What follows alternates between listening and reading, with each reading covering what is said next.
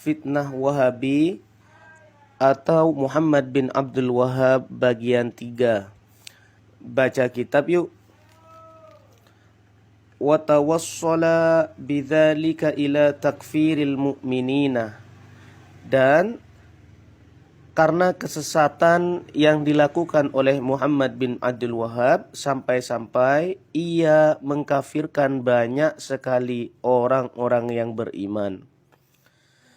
Faza'ama anna ziyarata qabrin nabiyyi sallallahu alaihi wasallam wat tawassul bihi wa bil anbiya'i wal awliya'i was salihina wa ziyarati kuburihim syirkun. Wa ziyarata kuburihim syirkun.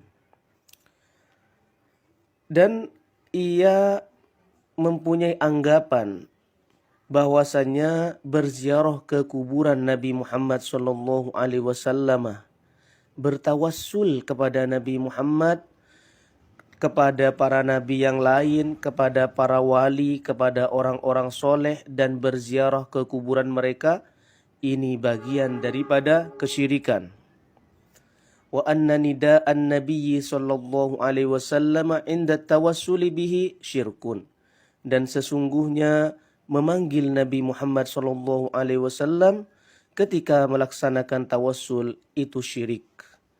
Jadi Muhammad bin Abdul Wahhab ini adalah seseorang ulama spesialis mensyirikkan orang lain.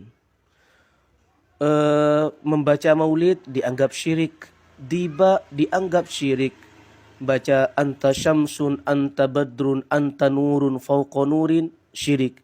Ya Rasulullah salamun alik, syirik. Jadi semua sesuatu yang tidak dilakukan langsung kepada Allah bagi Muhammad bin Abdul Wahhab itu syirik. Padahal itu semua sesuatu yang dilakukan oleh masyarakat secara luas dari masa ke masa. Wa kadza nida'u ghairihi minal anbiya'i wal awliya'i was salihin 'inda tawassuli bihim syirkun. Begitu pula memanggil selain Nabi Muhammad dari nabi-nabi yang lain dan para wali dan orang-orang soleh ketika tawassul juga dianggap syirik. Jadi seperti lantunan ibadallah aghithuna li ajalillah, itu syirik, kata Muhammad bin Abdul Wahhab.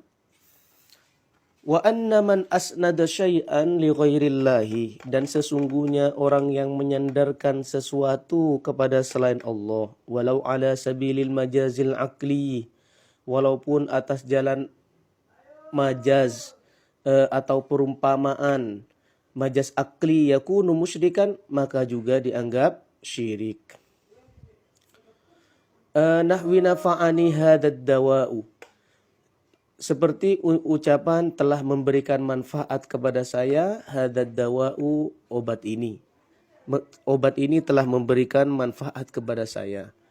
Ya bagi bagi Muhammad bin Abdul Wahhab dan kawan-kawan itu juga dianggap syirik.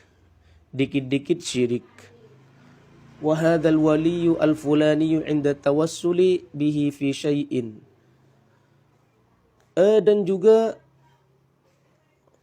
seperti mengucapkan wali tertentu ketika tawassul, itu juga dianggap syirik.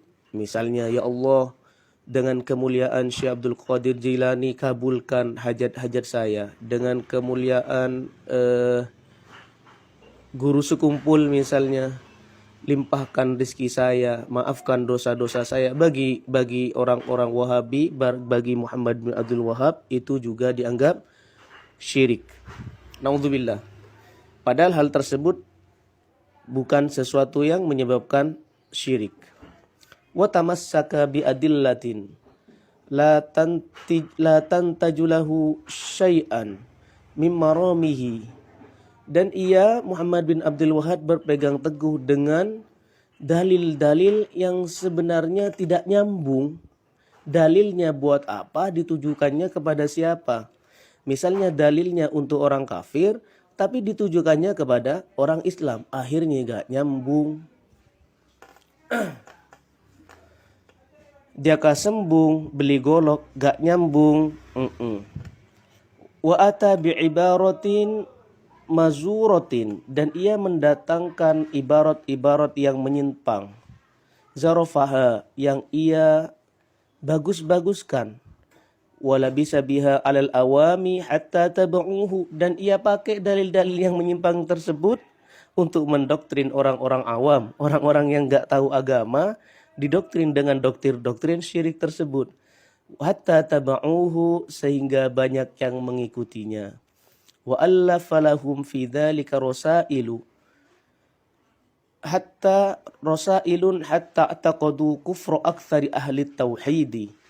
Dan Muhammad bin Abdul Wahab ini mengarang, karangannya ditujukan kepada orang awam, beberapa kitab-kitab kecil, sehingga banyak orang-orang awam mengkafirkan banyak sekali orang-orang ahli tauhid.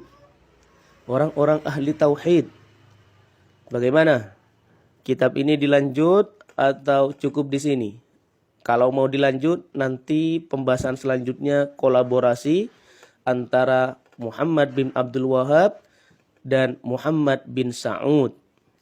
Lanjut atau tidak? Silahkan komentar. Jangan lupa di follow.